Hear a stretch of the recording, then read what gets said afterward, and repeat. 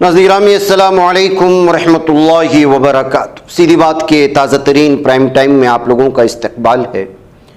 ناظرین گرامی، میں انصار عزیز ندوی اس وقت آپ لوگوں کے سامنے فلسطین، غزہ پٹی، غرب اردن، شہر القلیل اور مختلف آس پاس کے علاقوں سے آنے والی کچھ تازہ ترین تفصیلات لے کر کے حاضر ہوا۔ تفصیلات میں جانے سے پہلے ناظرین گرامی، آپ لوگوں سے جو درخواست ہوتی ہے، مہینے کا آغاز ہو چکا ہے، جن کے وعدے ہیں اس پر ضرور پورے کریں۔ ناظرین گرامی، یہودی آباد کاروں کی جانب سے مسلمانوں کی زمینیں چھیننا، زیتون کے جو باغات ہیں اس کو آگ لگانا، اس پر قبضہ کرنا، اس طرح کی چیزیں سامنے آتی رہتی ہیں۔ اب جو خبر آ رہی ہے کہ یہ چور بھی ہیں، یہ ڈکیت بھی ہیں، یہ درندے بھی ہیں، یہ حیوان بھی ہیں، یہ دہشت گرد بھی ہیں دنیا کے سب سے بڑے۔ ہفتے کے روز یہودی آباد کاروں کے گروپ نے غرب اردن کے جنوبی شہر الخلیل کے مشرق میں، سعیر قصبے کے مشرق میں جورت الخیل گاؤں کی رہائشوں پر حملہ کیا اور ان کی 300 بھیڑوں کو اور بکریوں کو چرا کر کے بھاگ گئے۔ شہری احمد الشلالدہ نے بتایا کہ فوجی لباس پہنے ہوئے درجنوں آباد کاروں نے جورت الخیل علاقے پر دھاوا بولا تھا اور 300 بھیڑیں ان کی چرا کر کے بھاگ گئی۔ چور ہیں، ڈکیت ہیں۔ انہوں نے بتایا کہ آباد کاروں نے رہائشیوں کو مارا پیٹا، ان کے فون چھین لے، ان کے گھروں میں لوٹ مار کی۔ آباد کاروں کے حملوں کا مقصد آباد کاری کی توسیع کے حق میں شہریوں کو علاقے سے بے گھر کرنا ہے، کیونکہ اس گاؤں کو پہلے بھی اسی طرح کے حملوں کا نشانہ بنایا گیا تھا۔ انہوں نے 5 ماہ قبل بھی اس علاقے سے 35 بھیڑیں چرا لی تھی۔ جورت الخیل کے لوگوں کے لیے اس علاقے میں مویشی پالنا ہی ذریعہ معاش ہے۔ 7 اکتوبر 2023 کو غزہ کے خلاف نسل کشی کی جنگ شروع ہونے کے بعد سے مقبوضہ مغربی کنارے میں فلسطینی شہریوں پر مسلح یہودی درندوں کا، ان آباد کار حیوانوں کے حملوں میں اضافہ ہوا ہے۔ اس دوران قابض فوج نے فلسطینی شہروں کیمپوں میں اپنی فوجی مہم بھی تیز کر دی ہے اور پکڑ دھکڑ بھی شروع کر دیا ہے۔ ادھر اسلامی جہاد کے عسکری ونگ کے کمانڈر سرایا القدس نے کہا ہے کہ القسام بریگیڈز کے ساتھ مشترکہ فدائی آپریشن ایک اہم پیغام ہے جو ہر کسی کو ملنا چاہیے اور یہ حملہ آخری نہیں ہوگا۔ مغربی کنارے میں القدس بریگیڈز کے کمانڈر نے ایکس پر پوسٹ کردہ ایک ٹویٹ میں مزید کہا کہ ہم چند روز قبل القسام بریگیڈز کے اپنے بھائیوں کے ساتھ تل ابیب کے قلب میں پہنچے تھے۔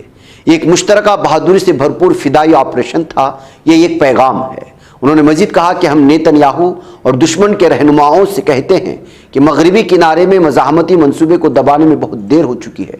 تمام شہروں اور کیمپوں میں ہمارے سیل اب کام کر رہے ہیں۔ مختلف مزاحمتی گروہ، ہم دیکھیں گے کہ اگلے چند دنوں میں ہم دشمن کے ساتھ کیا کرتے ہیں۔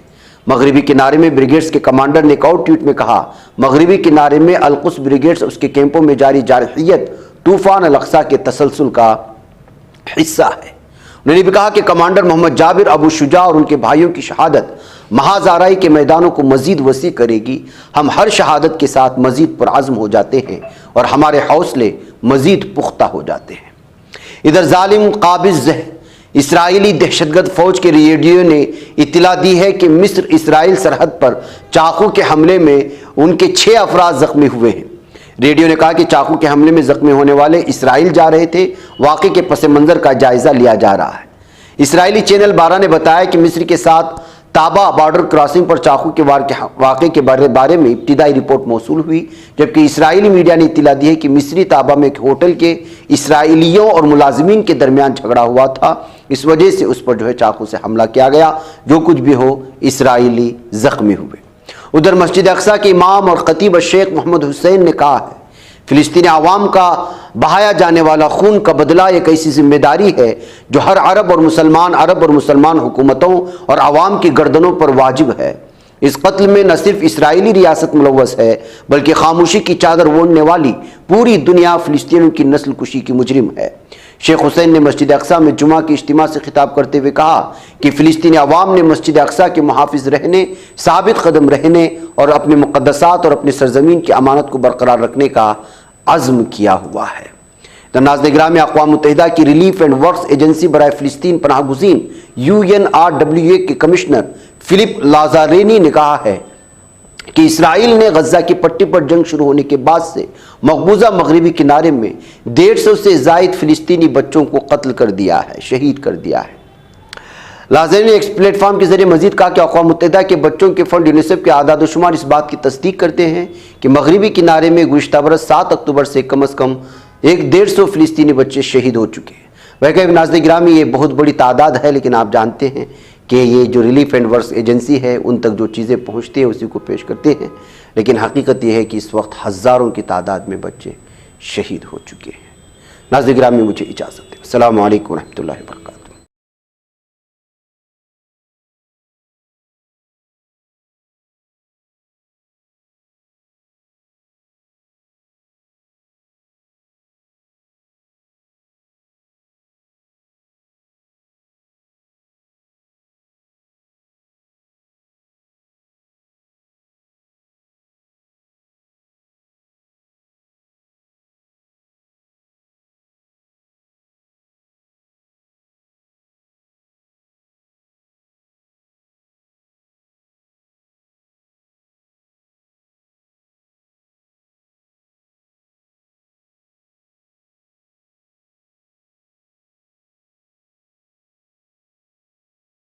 یہ بچ پاتا ہے کوئی صحافی کی نگاہوں سے، ملاتا ہے یہ لوگوں کو محبت کی پناہوں سے، کرم اور درد مندی کا ہے ایک سنسار، سیدھی بات عظیمت جرأت و ہمت کا ہے اظہار، سیدھی بات عظیمت جرأت و ہمت کا ہے اظہار، سیدھی بات۔ یہ چینل حق نگر بن کر کچل دیتا ہے فتنوں کو،